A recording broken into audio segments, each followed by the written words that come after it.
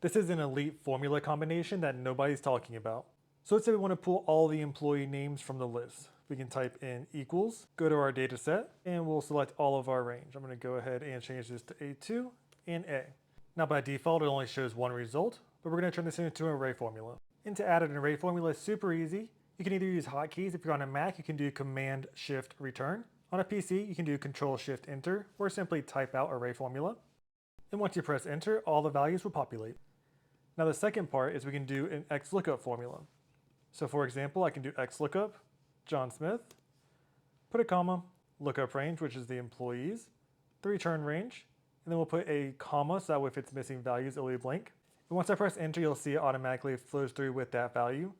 But I'm going to turn this into an array formula as well. So I can do array formula, change A2 to A2:A, and now it's automatically there. I'm going to anchor in both of these so that way I can apply it to column C as well. And I'll drag this over. I'll fix the formatting right here. But now we have everything automatically pulling from that dashboard. So let's say it refreshes or you add more data and it pastes underneath. Everything's automatically flowing through with it.